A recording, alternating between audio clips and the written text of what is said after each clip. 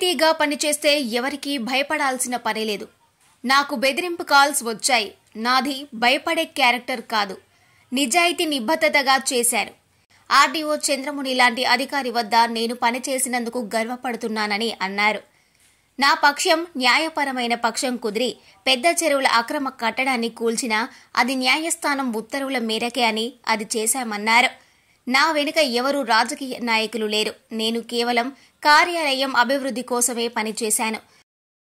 నాపై మానసిక దాడి జరిగినప్పుడు నా వెనుక విలువలతో కూడిన మంచి నాయకులు నా వెనుక ఉండి నన్ను కాపాడారని నాయకులు అందించిన సహకారాన్ని నేను వెళ్లే నా ప్రాంతంలో కూడా చెప్పుకుంటానని అన్నారు. నేను సన్మానాలు సత్కారాలకు ఒప్పుకోను. కేవలం నాపై వచ్చిన ఆరోపణలు అందరికీ చెప్పాలనే ఉద్దేశంతోనే ఈ కార్యక్రమానికి ఒప్పుకున్నానన్నారు. 21 సంవత్సరాలు విధి నిర్వహణలో 16 సార్లు ఉత్తమ అవార్డులు అందుకున్న ఘనత నాకుంది. స్టేట్ అవార్డు కూడా నా పేరు ఎంపిక అయినట్లు తెలిపారు. తహసీల్దార్ కార్యాలయ సిబ్బంది అందరికీ పని నేర్చుకుంటే స్థాయికి చేరుకుంటారని పేరు పేరున కృతజ్ఞతలు తెలిపారు తహసీల్దార్ కేవీ గోపాలకృష్ణ.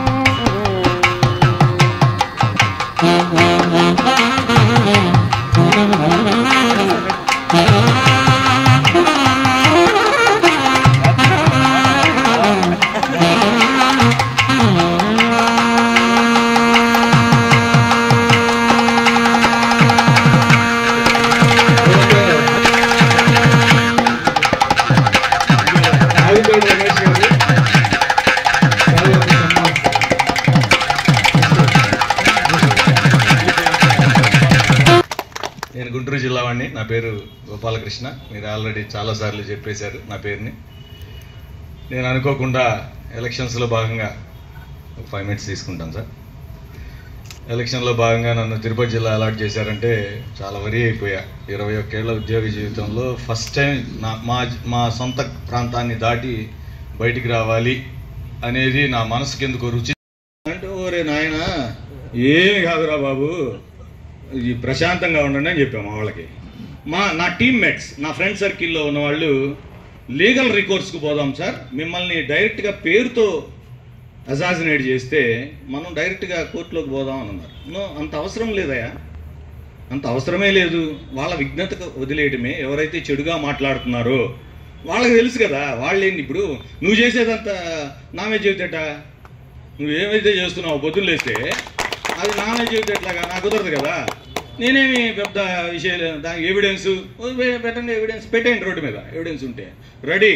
నేను ప్రజలకు కూడా వచ్చి చెబుతున్నా, మీరు చైతన్యం కావాలి, తప్పుని మీరు ఖండించాలి. ఆఫీసరు మీరు నచ్చుంది, ప్రతిదీ రికార్డ్ ఎవిడెన్స్ ఉంది. ఎన్నిసార్లు నాకు కాల్స్ వచ్చాయి, ఎంతమంది బెదిరించారు, ఏ రూపంలో బెదిరించారు, ఎవ్రీథింగ్ దాచిపెట్టా.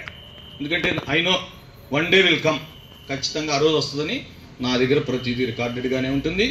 ఈవెన్ మా ఆడపిల్లలు లేడీస్ పోలీస్ స్టేషన్కి వెళ్ళి కేసు పెడితే చాలా కేసు పెట్టకుండా ఆడపిల్లల్ని బెదిరించిన సందర్భాలు కూడా ఉన్నాయి. ఇవన్నీ కూడా లీగల్గా తీసుకెళ్లాల్సి వస్తే చాలా దూరమే తీసుకెళ్తామా, ఏమీ పెద్ద విషయం ఏమి లేదు. దాని గురించి నేను ఆలోచించేది. బహుబహులన్నిటికీ సింహాలు సమాధానాలు చెబుతుంటాయి. ఓకే, నేను మనస్ఫూర్తిగా ఈ డయాస్ మీద నేను చెప్పేది ఏంటంటే, నాకు ఉద్యోగం మీద ప్రేమే కానీ ఇదే జీవితం అని నేను అనుకోను. ఏమీ లేదు, పాపం ఆయన ఏదో నా మీద అటెంప్ట్ చేశాడు, నా ఉద్యోగానికి ఇబ్బంది వచ్చేసింది, అక్కడ చిన్న కంప్యూటర్ పెట్టుకొని నలుగురికి సహాయం చేస్తూ 10 రూపాయలు నాకు నేనుగా సంపాదించుకొని జీవితాన్ని నడపగలను. ఏమీ లేని స్థాయి నుంచి వచ్చా. పేపర్ బాయ్గా నేను పనిచేశా, మెకానిక్ షెడ్లో పనిచేశా. మీరు నమ్మినా ఈరోజు ఏదో టక్కేసుకుని తిరుగుతున్నా. దేవుడి దయ వల్ల, దేవుడి దయ వల్ల, ఇక్కడ చెంగాలమ్మ అమ్మవారి దయ వల్ల ఈరోజు నేను మీ ముందున్నా. భయపడే గోపాలకృష్ణ అయితే కాదు. ఓకే, ఎక్కడికైనా ఎప్పుడైనా వచ్చి సమాధానం చెప్పగలను. ఎవరు ఏ పిటిషన్ వేసినా, ఏ రాత్రి రావాల్సి వచ్చినా ఐఆమ్ రెడీ. ఓకేనండి. దీంట్లో నేను మనస్ఫూర్తిగా చేతులెచ్చి నమస్కరించి నేను చెప్పాల్సిన అవసరం ఉంది. పార్టీలతో నాకు అసలు పని లేదు, నాకు వ్యక్తులే. నలవల సుబ్రహ్మణ్యం గారు కావచ్చు, ఎమ్మెల్యే గారు కావచ్చు, వాకాటి గారు కావచ్చు, మన మన రమేష్ గారు కావచ్చు, ప్రతి ఒక్కళ్ళు నాకు మానసికమైన ధైర్యాన్ని ఇచ్చారు. ఇక్కడ నా గుంటూరులో చాలా ధైర్యం ఉంటుంది. మా వాళ్ళకి ఒకసారి చెబితే 100 మందికి రాగలరు. నాకు అదేం పెద్ద మ్యాటర్. మానసికంగా అండగా నిలబడ్డారు. ఏం లేదు సార్, మీరే తప్పు చేయలే. ఏముంది, ఏం తప్పు చేసాము ఇక్కడ, ఏమి దోచేసామా ఏమన్నా? మీ కళ్ళ ముందే కనిపిస్తుంది కదా నేనేం చేశాను. డైరెక్ట్గా అటాక్ అంటే దీని విషయంలో నేను ఎప్పటికీ మరచిపోలేని, నేను ఎప్పటికీ మనసులో గుర్తుపెట్టుకునేది మా ఆర్డీఓ గారిని. మోస్ట్లీ ఒకవేళ నా జీవితం ఇంకొక 20 ఏళ్ళు ఈ భూమి మీద బతుకుతాను అంటే, లేదా ఇంకో 5 ఏళ్ళే, లేదా ఇంకో గంటలో పోతాను అన్నా కానీ నాకేమైనా పెద్ద I don't care about my life. నేను మాత్రం ఆర్డీఓ గారిని గుర్తుపెట్టుకుంటాను. ఎందుకంటే మా ఆర్డీఓ గారు నాకు మొదటి రోజు నుంచి, డే 1 నుంచి అండగా ఉన్నారు. At the same time issue రేకప్ అయినప్పుడు, పెద్దగా మారినప్పుడు మా జేసీ ధ్యాన్ చంద్ర గారికి ఈ డయాస్ మీద నుంచి హృదయపూర్వకంగా నమస్కారాలు తెలియజేస్తాను. నా ఉద్దేశం వల్ల రెవెన్యూ శాఖ పరువు కాపాడటమే, అలాగే పేద ప్రజలకు సహాయం చేయడమే. లంచాలు తీసుకునే తహసీల్దార్ కాదు, అసలు అవసరం కూడా లేదు. ఓకే, మీ అందరి ప్రేమ, ఆప్యాయత, అభిమానం నాకు ఈ రూపంలోనే కనిపించింది. ఆ రోజు మన వాళ్ళు మాట్లాడినప్పుడు చాలా నేను సుళ్ళూరుపేట వెళ్ళి తప్పు చేశానేమో అనే ఫీలింగ్ కలిగింది ఒక దశలో. ఇంట్లో వాళ్ళు నన్ను ఏమయ్యా, ఎందుకు నువ్వు అనవసరమైన అన్ని పెట్టుకుంటావు, నీకెందుకు 4 రోజులు ఉండి వచ్చేసేవాడివి, అక్కడ గోడ ఉంటే నీకేంటి, లేకపోతే నీకేంటి. ఈ సందులో కూడా గోడ కట్టించానండి, అది కూడా రికార్డ్ చేయండి. ఈ సందులో కూడా ఇప్పుడు చీకటిగా చూశారు కదా, ఆ గోడ కూడా నేనే కట్టించా. ఎందుకంటే అది కూడా ఒక బొక్క అటు నుంచి కూడా జరుగుతున్నాయి, అది కూడా కట్టించింది నేనే. ఏమండి, నేనే. ఇది ఆ గోడ కట్టించింది కూడా నేనేనండి, ఈ గోడ కట్టించింది కూడా నేనే. ఇవన్నీ నేనే కట్టించాను. ఓకే, నా అధికారులు నాకు సపోర్ట్ చేశారు.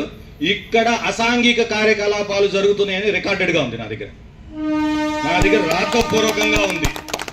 సాయంత్రం అయితే ఏం జరుగుతాయో మీరేమి చెప్పక్కర్లేదు. అక్కడ గేట్ అవతల నుంచి సాయంత్రం 6:30 తర్వాత నిలబడి ఒక అరగంట వాచ్ చేస్తే మీకే అర్థమైపోతుంది. ఏమి లేదు, అక్కడ నిలబడి చూస్తే చాలు. ఆడపిల్లలు ఉన్నారు మా దగ్గర, ఆడపిల్లలు విఆర్ఓలుగా ఉన్నారు, విలేజ్ సర్వేయర్లుగా ఉన్నారు. వాళ్ళని ఒక తండ్రిగా కాపాడాల్సిన బాధ్యత నా మీద ఉంది.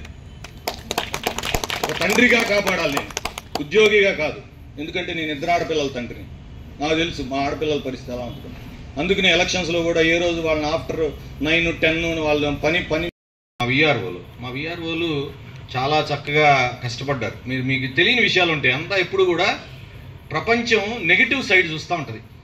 జనం ఏం చేస్తారంటే వాళ్ళకి గాసిప్స్ స్పైసీగా ఉండడం కావాలి, మంచిని పొగిడే పరిస్థితి ఇప్పుడు లేదు. అంటే ఈ కాలం అలాంటిది. మనం ఏం చేస్తాం, కలికాలం అనేది అంటారు కదా. అందుకని ఎప్పుడు విఆర్ఓలు అట్లా లేకపోతే ఇంకోళ్ళు ఇట్లా మాట్లాడుకుంటాం. చెడు మాట్లాడుకోవడం మనకు బాగా ఇష్టం.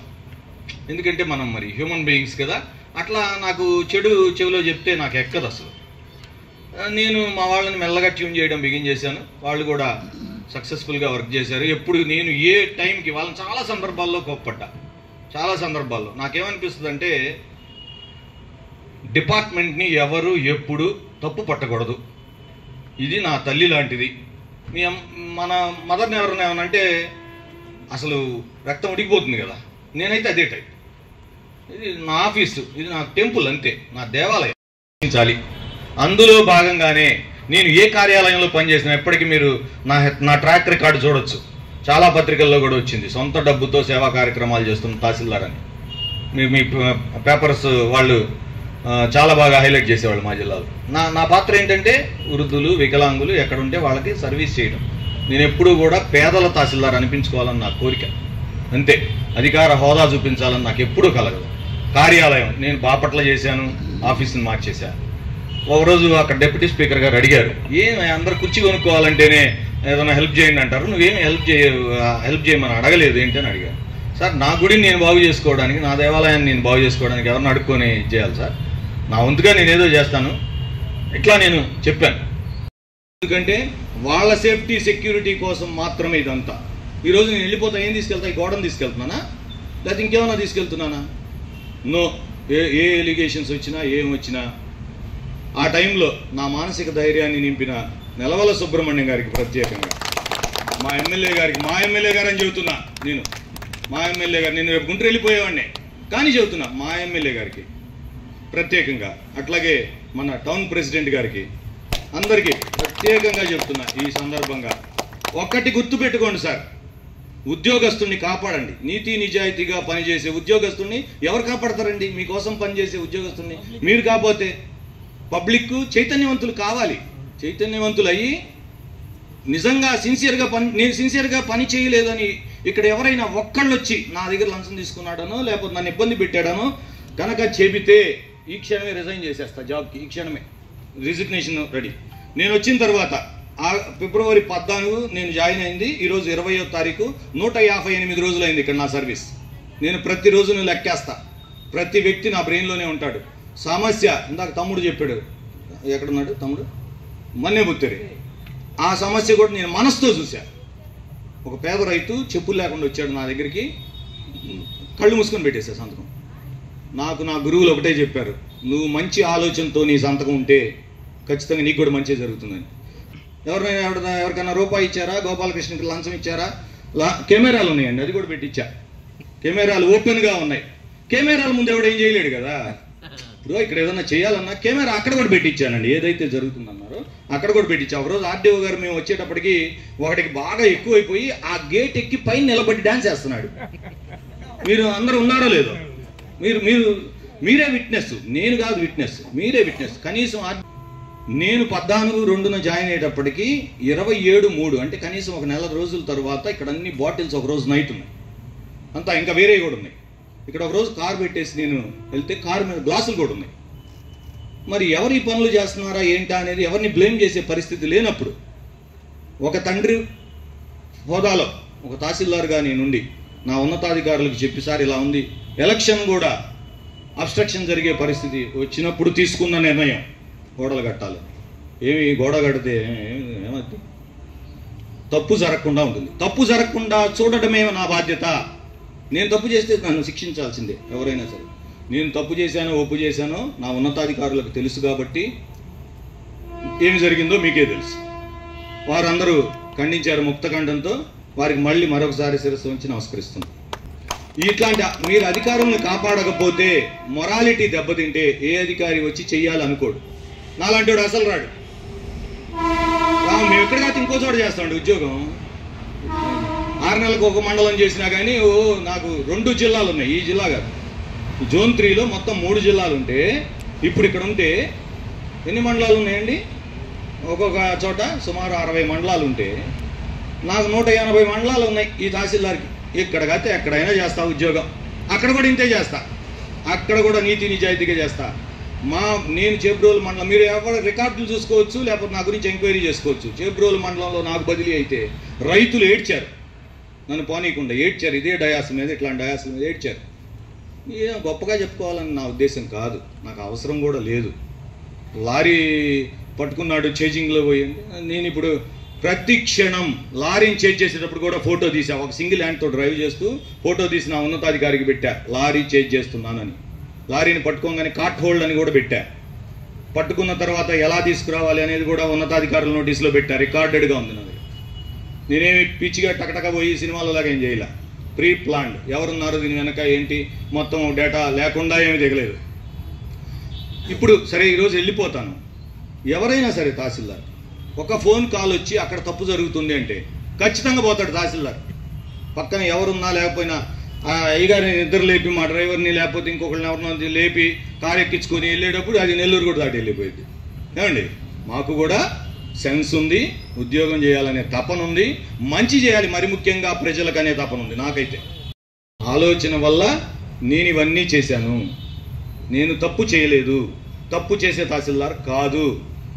ఎక్కడ చేసినా నిక్కచ్చిగానే చేస్తాను, పేపర్కి డైరెక్ట్గానే చెప్పాను. ఈ విషయంలో మన గంగాప్రసాద్ గారు కానివ్వండి, వాకాటి నారాయణ రెడ్డి గారు కానివ్వండి, వారు కూడా ప్రతి స్టెప్లో ఖండించారు. ముందు అది నాకు బాగా ఆనందంగా అనిపించింది, తప్పుని ఖండించారు. మీరు ఇప్పుడు కళ్ళతో చూడండి, ఇక్కడ అసలు గేట్ లేదు, ఇటు గేట్ లేదు, కనిపించడానికి ఆ బోర్డు అక్కడ ఉంది కాబట్టి పక్కన గేట్ ఉంది కదా, అక్కడ కూడా ఎంత చేశారంటే జైలు డిపార్ట్మెంట్ వాళ్ళని రెచ్చగొట్టి అది అటు దారి ఇవ్వకుండా చేయాలని ట్రై చేశారు. జైలు డిపార్ట్మెంట్ నుంచి 2022లో వెనక్కి తీసుకున్నాడు అప్పుడు కలెక్టర్ గారు. నా దగ్గర రికార్డు ఉంది, నేను రికార్డు పూర్వకంగానే చేస్తాను. మూర్ఖంగా పోయే వ్యక్తిని ఏం కాదు, ఎదురుకు వెళ్ళి ఢీ కొట్టాలని కాదు, నాకే ఉద్దేశం లేదు. ఇది ఆఫీస్ ఇంట్రెస్ట్ కోసం చేయబడింది మాత్రమే. ఏమి చేసినా ఇక్కడ ఆఫీస్ ఇంట్రెస్ట్ కోసం చేయబడింది మాత్రమే. ఈ రికార్డ్స్ అన్ని నేను ఏదైతే నా సంతకం పెట్టానో ఇవన్నీ అవసరమైతే నోటీస్ బోర్డులో ఆన్లైన్లో పెట్టేయండి, ఆన్లైన్లోనే ఉంటాయి ఇవన్నీ. ఎవరు ఎప్పుడైనా చెక్ చేసుకోవచ్చు. వీళ్ళు వెళ్ళకపోయి ఈ గోపాలకృష్ణ గురించి విచారించుకోవచ్చు. ఎవరైనా వచ్చి రూపాయి అడిగాడు, లంచం తీసుకున్నాడు అని కనుక అంటే ఆ క్షణమే నేను గుంటూరులో ఉంటాను, నా అడ్రస్ ఏమైనా చెప్పాల్సి వచ్చినా కానీ చెబుతాను, నాకేమీ ఇబ్బంది లేదు. ఈ క్రమంలో నేను ఆవేశంగా మాట్లాడానని మీకు అనిపించినా నన్ను క్షమించండి. నేను ఆవేశం కాదు, ఇది బాధ. ఎంతో ఇక్కడ సిన్సియర్గా పనిచేయాలి, నడపాలి, ఇక్కడ ఖచ్చితంగా పేద ప్రజలకు మేలు జరగాలి. ఓ మంచి ప్రభుత్వం ఏర్పడే క్రమంలో నా వంతు పాత్ర ఉడతలాగా, రామాయణంలో ఉడతంటారు కదా, చిన్న పని ఉడత చేసేది, అలా ఎంతో కొంత డిపార్ట్మెంట్లో చెయ్యాలి అనే జీలుంది. అలా చేయాలనే క్రమంలో ఇక్కడ కొన్ని టఫెస్ట్ సిచ్యువేషన్స్ వచ్చాయి. టఫెస్ట్ ఒక మహానుభావుడు ఇది గుంటూరు కాదు సుళ్ళూరుపేట అన్నాడు ఫోన్లో. నవ్వొచ్చింది ఆ రోజు చాలాసేపు నవ్వుకున్నా. ఇది నా గుంటూరే ఘాట్ అంటారే, సుళ్ళూరుపేట కూడా ఘాటుగా ఉంటుందా అని నేను అందాం అనుకున్నా. నాది సుళ్ళూరుపేట కాదు గుంటూరు అని. బాగోదులే, సరే ఓకే, ఆ టైము ఆ పరిస్థితులు అలా ఉన్నాయి. బట్ గుంటూరులో ఈ గోపాలకృష్ణ గురించి ఎంక్వైరీ చేస్తే తెలిసిపోతుంది. ఓకే, తప్పు చేయని వాడు ఎవరికండి భయపడేది? ఎందుకు భయపడతామండి? మీరు కూడా, నేను స్టాఫ్ కోటే చెబుతున్నా, తప్పు చేయబాకండి, ఎవరి చేత వేలెత్తి చూపించుకోబాకండి. ఈ కార్యాలయాన్ని నేనేం కోరుకుంటున్నానంటే ఇక్కడి నుంచి వెళ్ళిపోతూ కూడా ఇక్కడ ఎటువంటి అసాంఘిక కార్యకలాపాలు జరగకూడదు. మీ టైంలో మీరు పాలనలో ఉన్నంత కాలం ఎవరికి ఛాన్స్ ఇవ్వబాకండి. ఇంకా ఇప్పుడు ఏదో సెటరేట్ అయిపోయింది, ఇది మళ్ళీ జరగకూడదు. ఇది కాపాడాల్సిన బాధ్యత మీ మీదే ఉంది. ఉద్యోగిగా మా డీటీనో, మా విఆర్ఓనో, లేకపోతే మా సర్వేయరో ఎదురు తిరిగి నిలబడలేకపోవచ్చు నాలాగా. నేనేంటంటే దేనికైనా నేను సూసైడ్ బాంబర్, నేను రెవెన్యూ తీవ్రవాదిని, ఎల్టీటీఈ కంటే ప్రమాదకరం. నేను ఎదురు తిరిగినట్టుగా మా వాళ్ళు ఎదురు తిరగలేకపోవచ్చు. కానీ మీరు నిలబెట్టాలి. ఈ కార్యాలయం మీది, మీ ఊరిలో ఉంది, మీ ఊరి గౌరవం. తహసీల్దార్ అనేవాళ్ళు మీ దగ్గర సర్వీస్ చేయడానికి వచ్చారు. మీ ఊరి గౌరవాన్ని మీరే కాపాడుకోవాలి. నాయకులకు నా విజ్ఞప్తి, నేను మనస్ఫూర్తిగా కోరుకుంటున్నా, ఇక్కడి నుంచి వెళ్ళిపోతూ కూడా మీ ఊరు బాగుండాలి. మీ ప్రజలు బాగుండాలి మీ పాలనలో. ఖచ్చితంగా నేను బాధాతప్త హృదయంతో ఎన్నో మంచి మెమరీస్ ఉన్నా కానీ నేను బాధపడుతూ మీకు చెప్తుంది ఏంటంటే, ఈ కార్యాలయాన్ని కాపాడవలసిన గురుతర బాధ్యత మీరే తీసుకోవాలి. యాంటీ సోషల్ ఎలిమెంట్స్ నుంచి కాపాడండి. ఈ ఎలక్షన్ కాదు, 2029 ఎలక్షన్స్లో కూడా ఇట్టాగే ఒక కన్నం పెట్టుకొని వచ్చేద్దామని చూస్తుంటారు. కన్నాల్లోంచి వచ్చేస్తా. నో, ఇవ్వబాకండి ఛాన్స్. దయచేసి కాపాడండి ఈ కార్యాలయాన్ని, ఉద్యోగస్తుని. మరి ముఖ్యంగా నేను వెళ్ళిపోతానంటే మా వాళ్ళకి నా మీద ప్రేమ ఏమో కానీ భయం కూడా కలిగింది. మా అమ్మాయి ఏం లేకపోతే రేపు పొద్దున్న మా పరిస్థితి ఏంది, మా మీద డైరెక్ట్గా ఏమన్నా దాడి చేసేస్తారేమో అని, కాగితాలు వేస్తారేమో, హత్య యాక్ట్లు వేస్తారేమో. ఏమి భయపడబాకండి. ఏ తప్పు జరగల. మనం ఏమీ దేశద్రోహం చేయలే. చేసింది దేశద్రోహం కాదు. మనమేమీ దోచుకొని తినలా ఎక్కడ. నా టైంలో మీకు తెలిసే ఉంటుంది, పేపర్లో చూసుంటారు, ఇసుక తవ్వుతున్నారంటే వెళ్ళి ఆడపిల్లల్ని ట్రెంచ్ కొట్టించాం. పేపర్లో కూడా వచ్చింది, తెలుసు కదా మీకు. అంటే ఏంటి దీని అర్థం? వాడితో నా కుమ్మక్కై డబ్బులు రాలేదని ట్రెంచ్ కొట్టించానా? అరే అలా జరిగిందా? లేదు కదా. ఆడపిల్ల వెళ్ళి పోలీస్ స్టేషన్లో కేసు పెడితే కేసు రిజిస్టర్ కాల. ఆర్డీఓ గారు లెటర్ కూడా పెట్టారు ఆ విషయంలో. మీ అందరికీ ఎంత రికార్డెడ్గా ఉన్న మాటలే నేను చెబుతుంది. ఒక ఆడపిల్లని డైరెక్ట్గా స్టేషన్కి పంపించి కేసు పెడితే బెదిరించారు. బెదిరిస్తే నేను ఎస్పీ గారితో కూడా మాట్లాడా. ఇప్పుడు ఏ వ్యవస్థ మీద కామెంట్ చేయడం నా ఉద్దేశం కాదు. ఇక్కడ నా వాళ్ళని కాపాడుకోవడం, నా పిల్లల్ని కాపాడుకోవడం నా బాధ్యత. నాకు అండగా నిలిచిన ఆర్డీఓ గారిని మాత్రం నేను లైఫ్లో ఎప్పటికీ మర్చిపోలేను. ఈ సభలో ఇంతసేపు మాట్లాడడానికి కూడా కారణం ఏంటంటే, నేను అత్యంత బిజీ పనిలో ఉన్నా గుంటూరులో. యాక్చువల్గా ఈ 2 రోజులు కూడా సెలవు పెట్టి పాప విషయం చూడాల్సిన పని ఉన్నా కానీ నేను ఒకవేళ కనుక రాకపోతే పారిపోయాడు అంటారేమో తహసీల్దార్ భయపడి. అరే రే నాయన, భయపడే క్యారెక్టరే కాదు, ఇక్కడే ఉంటాను. ఉండమన్నా 4 రోజులు ఉండమన్నా ఉంటాను సార్. నాకు ఒక బెదిరింపు కాల్ వచ్చింది. డేట్ అది నెంబర్ కూడా నోట్ చేసి పెట్టా. ఒకరోజు నేను ఎప్పుడు ఆర్డీఓ గారితో కూడా షేర్ చేయాల. ఎందుకంటే షేర్ చేశానంటే నేను భయపడి ఇంకొకరిని సపోర్ట్ అడుగుతున్నట్టు. ఆ కాల్ ఉద్దేశం ఏంటో తెలుసా? నువ్వు పలానా ఇంట్లో ఉంటున్నావు ఒక్కడివే, మరి ఎట్లా ఉంటావో మరి ఎట్లా ఉంటావో. అరే ఏముంది, రోజులానే ఉంటాం కదా. అరే ఏముంది ఇందులో? ఆ రోజు కూడా భోజనం చేస్తాం, షార్ట్ వేసుకొని తిరుగుతుంటాం. ఏముంది, ఇంట్లో షార్టే కదా అంతే కదా. అట్లాగే ఉంటాం. అక్కడే ఉన్నా, ఖాళీ చేయాల భయపడి. ఊరి చివరున్నాను, పక్కనే మా సోదరుడు కూడా ఉన్నాడు. నాకు అన్నా నువ్వు ఎప్పుడైనా వీలు, అర్ధరాత్రి అయినా నేను వస్తా అన్నా నీకోసం అన్నాడు. నేను I'm very thankful to my close friend and my dear brother. నిజంగా అన్నాడు. ఏంటన్నా నువ్వు ఎప్పుడన్నా విలువన్నా, అర్ధరాత్రి 1 గంట విలువ నీకోసం వస్తానన్నాడు. మీకు ఎవరికి తెలియదు ఈ విషయాలు. బెదిరిస్తే నాకేమి ఏం ఫరక్ పడదు. అదే ఇంట్లో ఇప్పుడు కూడా ఉంటా, ఈ రాత్రికి కూడా ఉంటాను. ఎందుకంటే లేట్ అయిపోయింది కాబట్టి వాస్తవంగా వెళ్ళిపోదాం అనుకున్నాను. ఈ రాత్రికి కూడా ఇక్కడే ఉంటా. ఓకేనండి. భోజనం కూడా మా వాళ్ళు పెడితే తింటా. నేను ఎక్కడ బయట తినను. మీకు ఎవరికి తెలియదు కదా, నేను సరిగ్గా భోజనం చేయను.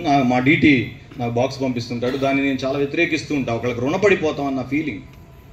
ఒకళ్ళ దగ్గరికి వెళ్ళి చేయి కడిగామంటే, అన్నం తిన్నామంటే రుణపడిపోయామని. వాళ్ళకి ఏదో ఒకటి చేయాలి మనం. లేకపోతే మళ్ళీ వచ్చే జన్మలో ఆ రుణం తీర్చుకోవడానికి వాళ్ళ ఇంట్లో పుడితే కష్టం కదా.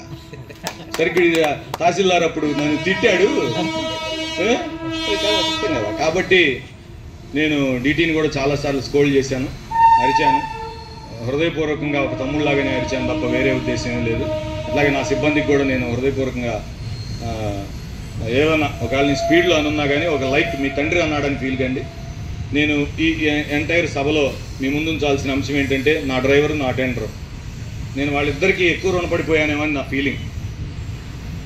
ఈ ఎపిసోడ్లో వాళ్ళిద్దరికీ ఎక్కువ రుణపడిపోయి ఉంటాను కూడా. ఎందుకంటే 6 నెలల 158 రోజులు నా ప్రయాణంలో మా డ్రైవరు మా టెండరు నన్ను అంటి పెట్టుకొని ఉన్నారు. నేను ఏ రోజైనా అన్రెస్ట్గా ఇబ్బందిగా ఫీల్ అయినా, నేను భోజనం వద్దు అనుకున్న సందర్భాల్లో కూడా మా సార్ తిండేమో అని నాకు కూడా తెలియకుండా బాక్స్ తెచ్చేసి పెట్టేవాళ్ళు. నేను కింద వాడి చేత విఆర్ఓ చేత 10 రూపాయలు ఖర్చు పెట్టించాలను, వాళ్ళు భోజనం పెడితే తిందామను, లేకపోతే ఎవరన్నా ₹1 ఇస్తే తీసుకొని చెప్పలేసాం, అదేమీ లేదు. నేను నా భోజనం నా పొట్టకి, ఈ పొట్టకి నేను ఇంత పెద్ద ఉద్యోగం చేస్తా, నా భోజనం నేనే తినాలి అనుకునే టైపు. డబ్బులు ఇచ్చి తప్ప ఏ రోజు ఇక్కడ ఎవరి దగ్గర, ఎవరైనా విఆర్ఓలు కానీ ఎవరి దగ్గరైనా నేను ₹1 తీసుకున్నాను అని అంటే ఓపెన్గా చెప్పొచ్చు. నా జేబులో డబ్బులతోనే వాటర్ బాటిల్ కొనుక్కున్నాను, నా జేబులో డబ్బులతోనే భోజనం చేశాను. ఇరకం దీవికి కూడా వెళ్ళానండి. ఇరకం దీవిలో వెళ్ళాను. అక్కడ ఏమీ పార్టీలు గిట్టీలు ఏమీ జరగలేదు. ఎందుకంటే నాకు అట్లా చేసే అలవాటు లేదు. ఏమి పెద్ద ప్రాబ్లం లేదు. ఇరకం దీవి ఏమండి వెళ్ళకూడదా ఏమన్నా? హైలీ సెక్యూర్డ్ ఏమన్నా జోన్ అది? చార్టెడ్ ఫ్లైట్లో ఏమన్నా వెళ్ళాలా దాంట్లోకి? వెళ్ళా, ఇరకం దీవికి కూడా వెళ్ళా. ఎవిడెన్స్ ఉంది, నా దగ్గర కూడా ఉంది ఎవిడెన్స్. పెట్టమంటే పెట్టేస్తా. ఎక్కడన్నా సోషల్ మీడియా సరదాగా నేను ఫేస్బుక్లో కూడా పెడతా. తప్పేముందండి? ఆఫ్టర్ ఆఫీస్ అవర్స్ లేకపోతే హాలిడేస్లో పోవటం తప్పేంటి ఇందులో? వెళ్ళరా మీరు? వెళ్ళరా ఎక్కడికి? యా హాళీకి? నేనైతే వెళ్తా. నేను ఖాళీ దొరికితే నేను ఉద్యోగాన్ని ఎట్లా 50% చూస్తాను. నా పర్సనల్ లైఫ్ కూడా నాకు తెలుసు కదా. మనం పర్సనల్ లైఫ్ కూడా ఉంటుందిగా. భార్య పిల్లలు, నా భార్య పిల్లలను కూడా తీసుకొచ్చి వాళ్ళకు కూడా ఇరకం తీసి చూపించా. తెగ తిట్టారు వాళ్ళు నన్ను. ఏముంది ఇక్కడ? మా పిల్లలు ఎప్పుడు ట్రాక్టర్ ఎక్కిన సందర్భం లేదు. పుట్టిన తర్వాత మేమంతా సిటీ. పడవ ఎక్కిచ్చాను, మా అమ్మాయి నీళ్ళలో దిగుతానంటుంది. అదేమో నేనేమో దింపలేను. ఏంటి నువ్వు నీళ్ళల్లో దింపని ప్రదేశానికి తీసుకొచ్చావు? మళ్ళీ వాళ్ళు రాని కూడా రాలా. ఇరకం దీవిలో ఏముందంటే మట్టి ఉంది, మట్టి మశానం ఉంది. మీకు అది మరి తెలియలేదండి. నేనైతే ఇరకం దీవి పోయింది నిజమే. అక్కడ ఉయ్యాలుగి వచ్చా, ఫోటో కూడా ఉంది. ఉయ్యాలుగా ఫోటో కావాలంటే పంపిస్తా ఎవరికైనా సోషల్ మీడియాలో. ఇంతకు మించి నేనేమి చేయలే. ఒకవేళ చేయాల్సి వచ్చినా that is purely my personal. నా పర్సనల్గా నన్ను అసాసినేషన్లోకి వస్తే లీగల్ రికోర్స్కి ఏమాత్రం ఆలోచించను. లీగల్గా నేను కూడా ఒక పౌరుణ్ణే. నాకు ఆర్టికల్స్ తెలుసు. నా వెనక ఎవరున్నా లేకపోయినా ఎవరో ఉండి చేయించారనే పదాలు కూడా చెప్పారు. ఏ రోజు నాకు ఒక్కరోజు ఏ పొలిటికల్ నాయకులు కూడా నాకు ఫోన్ చేసి ఇది చెయ్యి ఇది చేయొద్దని చెప్పిన సందర్భమే లేదు. నాకెవరు కూడా నా వెనక ఎవరో ఉన్నారు అనేది పక్కా వాస్తవం.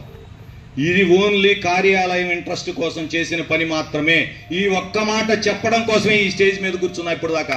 నాకు ఈ సభలు సన్మానాలు, మీరు నన్ను పొగడతాలు లేకపోతే తిట్టటాలు ఐ డోంట్ మైండ్. నన్ను ఇవేమి ఒక్క క్షణం కూడా నన్ను డిస్టర్బ్ చేయవు. మీరు నన్ను పొగిడినా నా బ్రెయిన్లోకి పెద్దగా ఎక్కదు. ఈ సందు తిరగంగానే వదిలేస్తాను. నన్ను మీరు తిట్టినా నేను పెద్దగా పట్టించుకోను. ఇవి ఒక్కటే చెప్పాలనుకున్నా. రెవెన్యూ గౌరవాన్ని కాపాడాలి. నా వెనక ఎవరు లేరు, నా ముందే ఉన్నారు. ఇంకా నాకు సమస్య వచ్చినప్పుడు నా ముందు నిలబడ్డారు, నా వెనకలేదు.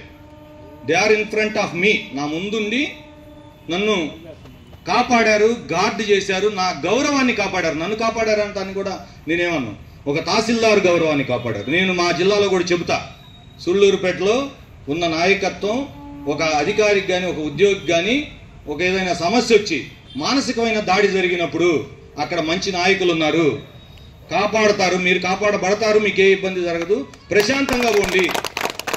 నేను ఇక్కడికి వచ్చేటప్పటికి ఉన్న నెగిటివ్ ఎనర్జీ నాకు ఇప్పుడు లేదు. Feel free. నేను ఇది చెప్పాలని నేను ఈ సన్మానానికి అంగీకరించా. మా వాళ్ళు అడిగితే నేను అసలు ఏం చెప్పాను మా చైతన్యకి అంటే, సార్ సోమవారం పెడదాం సార్, గ్రాండ్గా పెడదాం సార్, కళ్యాణ మండపంలో పెడదాం సార్ అంటే, నో, నాకు షేక్ హ్యాండ్ ఇవ్వండి, అందరూ రండి, స్టాఫ్ నా మీద ప్రేమ ఉన్న వాళ్ళు వస్తారు, ఓ షేక్ హ్యాండ్ ఇద్దాం, సరదాగా కారు ఎక్కేస్తా, ఇంతే. I'm ready with my luggage. నాకు 2 బ్యాగులు ఉన్నాయి, నాకేమి లేవు. ఇట్లా కనిపిస్తున్నాను కదా, టక్కుకి ఎక్కేసుకొని హోదారీత్యా గౌరవంగా బ్రతకాలి కాబట్టి ఇట్లా ఉన్నా, ఇంతే. నాకు ప్యాషను ఉద్యోగం చేయటం. నాకు సంపాదన మార్గం ఏంటి మరి ఎట్లా అంటే, నేను ఎవరి దగ్గర రాసినందుకు కూడా, కాగితం రాసినందుకు కూడా రూపాయి తీసుకోను. నా భార్య ఎంప్లాయ్ అండి, నా మిస్సెస్ ఎంప్లాయ్. ఇప్పుడు నుంచి కాదు, తను ఒక 22 ఏళ్ళ నుంచి చేస్తుంది, నేను ఒక 21 ఏళ్ళ నుంచి చేస్తున్నాను. For your kind information. ఇది నా దేవాలయం అని చెప్పి, ఇల్లు కంటే ఎక్కువసేపు ఉండేది నేను ఇక్కడే కదా. ఈ ఆఫీస్ ఎవరికి సేవ చేస్తుంది? పేద ప్రజలకు సేవ చేస్తుంది. సో దీన్ని నేను కూడా కాపాడకపోతే, నేను కూడా వచ్చి ఆయారాం గయారాం లాగా వెళ్ళిపోతే, నేను వెళ్ళిపోతానని నాకు వచ్చిన రోజే తెలుసు. నేను ఏ రోజైతే ఇక్కడ ఎలక్షన్కి వచ్చానో 5 నెలల్లో 6 నెలల్లో ఒక కాలం తరువాత నేను ఇక్కడి నుంచి వెళ్ళిపోతానని నాకు ముందే బ్రెయిన్లో నా చిప్ ఫిక్స్ చేసి పెట్టారు. ఇక్కడ పంపించేటప్పుడే ఎలక్షన్ అయిపోగానే నువ్వు you have to come back అనేది. అయినా సరే ఇక్కడ పనిచేసేది 4 నెలలైనా ఈ దేవాలయాన్ని బాగు చేయాలి. వెంటనే నేను మా డీటీని, మా విఆర్ఓల్ని నేను అడిగా, ఏం చేద్దాం, నా టైప్ అయితే ఇది అంటే, సరే సార్ మీరు ఎలా అంటే అలా చేద్దాం అన్నారు. ఒక దశలో ఇక్కడ కుర్చీలు కూడా దొరకలేదు ఈ సుళ్ళూరుపేటలో. మీరు నా దగ్గర బిల్లులతో సహా ఉంటాయి, ఎవరు అడిగారు కదా బిల్లులు అయ్యి కాదు, ఐఎమ్ రెడీ. ఓకే, ఇవన్నీ గుంటూరు నుంచి తెప్పించాను. ఇక్కడ ఉన్న ఫర్నిచర్ అంతా. నాకు మంచి సర్కిల్ ఉంది, నాకు చాలా పెద్ద సర్కిల్స్ ఉన్నాయి, ఫ్రెండ్స్ ఉన్నారు, మంచి ఆల్ కేటగిరీ ఫ్రెండ్స్ ఉన్నారు. నాకు చెప్పులు కుట్టేవాడు ఫ్రెండే, కూరలు అమ్మేవాడు ఫ్రెండే, సందు చివర ఫ్రూట్స్ అమ్మేవాడు కూడా నా ఫ్రెండే. నా గుంటూరులో అంత మంచి ఫ్రెండ్స్ ఉన్నారు. డబ్బులు రూపాయి కూడా ఖర్చు పెట్టకుండా ఇదిగో ఈ 4 చైర్లు పంపించంటే, ఒకరోజు నైట్ ఒక ఫ్రెండ్, అతను శివ అని చెప్పేసి ఫర్నిచర్లు కార్లో వేసుకొని తీసుకొచ్చాడు కుర్చీలు ఇక్కడికి. అప్పటికి జేబులో డబ్బులు కూడా లేవు, ఇవ్వను కూడా ఇలా. ఈ లోపల చేయించాం చూసారు ఆ వర్క్, అదంతా చేసింది కూడా గుంటూరు వాళ్ళే. ఇక్కడ ఎవ్వరూ చేయలే పని. ఇప్పటికీ అతను డబ్బులు ఇలా. ఎందుకు చేయించాను? ఇది ఏంటి నా ఇంట్రెస్ట్? నా ఇంట్రెస్ట్ ఏమీ లేదండి ఇందులో, నాకేం ఇంట్రెస్ట్ లేదు. ఈ ఆఫీసు నాకు జీతం ఇస్తున్న ఆఫీసు, నా దేవాలయం, అది బాగుండాలి, 10 మందికి మంచి జరగాలి ఈ ఆఫీస్ ద్వారా. నేను వెళ్ళిపోయినా సరే నెక్స్ట్ వచ్చే తహసీల్దార్ గౌరవం లభించాలి. జీ హుజూర్ అనే తహసీల్దార్ కాదు గోపాలకృష్ణ, జీ హుజూర్ కాదు, ఇది ఖచ్చితంగా కాదు. రెడీ ఎట్ ఎనీ ఎక్స్టెంట్, ఎంత పాయింట్ అయినా సరే రెడీ. వెళ్ళిపోయినా సరే ఉన్నా సరే, ఏనుగు చచ్చినా 10,000, బతికినా 10,000. తెల్లారేటప్పటికి దోబే అంటే అది మీరు ఇంకోటి కూడా చెబుతా. ఇందులో ఉన్న ఫ్యాను, ఏసీను, లేకపోతే టేబుల్ క్లాత్ కూడా నేను గుంటూరులోనే కొన్నా. ఆ బిల్లు కూడా ఉంది, 3,400. ఆ బిల్లు కూడా ఉంది, దాచిపెట్టా జాగ్రత్తగా. నాకు తెలుసు అతడు సినిమాలో చెబుతాడు కదా, ఏమని, వాడెవడో ఒక రోజు వస్తాడు రా జాగ్రత్తగా ఉండు అని చెబుతాడు కదా, అట్లా నేను జాగ్రత్తగానే ఉండే టైప్ క్యారెక్టర్. ఆ బిల్లు కూడా జాగ్రత్తగానే పెట్టేట్టు. ఇవేమి నేను తీసుకెళ్ళను, నా నేమ్ ప్లేట్ తప్ప. అది మీకు ఉపయోగపడదు కదా, నా నేమ్ ప్లేట్ మళ్ళీ మీరు గుండెల్లో పెట్టుకున్నారు కానీ నన్ను గోడ మీద అవసరం లేదు కదా. I will take my name plate, అదొక్కటి మాత్రమే తీసుకెళ్తా. ఒట్టి చేతులతో వెళ్ళిపోతా అక్కడి నుంచి. నేను ఎలా వచ్చానో ఈ ఆఫీస్కి అలా ఒట్టి చేతులతో వెళ్ళిపోతాను. నాకేం అవసరం లేదు ఇక్కడివి. ఇది ఓన్లీ మీకోసం చేసిందే. ఈ చేసే క్రమంలో కొన్ని రకరకాల ఇష్యూస్, ఎక్కడ ఏదో జరిగింది, అన్యాయం జరిగింది, అయితే ఏదో అవకతవకలు జరిపే 100% ఈ గోపాలకృష్ణ అవకతవకలు చేసే పరిస్థితే లేదు. ఎవరైనా ఎప్పుడైనా ఓపెన్గా నోటీస్ బోర్డులోనే పెట్టేస్తాం ఏదైనా. నేను ఆర్డీఓ గారిని ఒకరోజు సంప్రదించి ఒకరోజు అడిగాను, సార్ ఏమేమి ఏంటి ఖర్చులు ఏంటి అనే నోటీస్ బోర్డు వేసి పడేద్దాం సార్, ఓపెన్, ఏముంది ఇందులో, రూపాయి బిళ్ళ కూడా తీసుకోవాల్సిన అవసరం కూడా లేదు. ఎందుకు అంత అవసరం ఉంది? చేతులు చాచి అడుక్కునే బ్యాచ్ కాదు, అడుక్కోవాల్సిన అవసరం అసలే లేదు. నేను పద్ధతిగా పెరిగిన వ్యక్తిని, పద్ధతిగా ఉండే వ్యక్తిని. నాకు కష్టం విలువ తెలుసు, పేదవాళ్ళని ఎలా చూడాలో తెలుసు, బాగా బెదిరించే వాళ్ళని ఎలా డీల్ చేయాలో కూడా తెలుసు. ఇందాక సార్ చెప్పారు కదా, డబుల్ ఎడ్జ్డ్ వెపన్ ఇది, ఇందులో అనుమానం ఏం లేదు. ఈ ఇష్యూ మొన్న ఒక ఎపిసోడ్ జరిగింది. ఏదైనా మీకు ఇన్కన్వీనియన్స్ కలిగి ఉంటే ఈ టైంలో, చాలా ఎక్కువ టైం తీసుకున్నాను, ఈ ఇన్కన్వీనియన్స్ని మనస్ఫూర్తిగా నన్ను క్షమించండి. ఇన్కన్వీనియన్స్ కలిగించినందుకు మీరందరూ బాగుండాలి. సుళ్ళూరుపేట ప్రజలు మళ్ళీ మరొక అవకాశం ఎప్పుడైనా దేవుడు కల్పిస్తే, 99% రాను, ఎందుకంటే మా దగ్గర ఎలా ఉంటుందంటే కొంచెం బ్యాక్ స్టాబింగ్స్ ఉండవు, ఏదంటే స్ట్రైట్ ఫార్వర్డ్గా ఉంటుంది. మళ్ళీ 99% రాకపోవచ్చు, 1% దేవుడు కనుక అవకాశం ఇస్తే మళ్ళీ ఇలాగే చేస్తా, మళ్ళీ ఉద్యోగం ఇంతే నిజాయితీగా చేస్తా, ఇంతే స్పీడ్తో చేస్తాను, ఇంతే మంచిగా చేస్తాను, ఇదే ప్రజల ఆదరాభిమానాలు తీసుకొని వెళ్తాను. నేను ఇక్కడి నుంచి ఏం తీసుకెళ్తున్నాను అనుకుంటున్నారు? నాకు స్మగ్లర్స్ ఏమి ఇవ్వలేదండి. ఇది నా డైరీ తీసుకొని వెళ్తున్నాను, ప్రేమాభిమానాలు తీసుకొని వెళ్తున్నాను. మీ అందరి ప్రేమాభిమానాలతో నేను ఊరు దాడుతున్నాను. థ్యాంక్ యూ వెరీ మచ్ అందరికీ. ఈ టైం వరకు ఉన్నాను. హృదయపూర్వక నమస్కారాలు. Thank you. ఇప్పుడు మొదటగా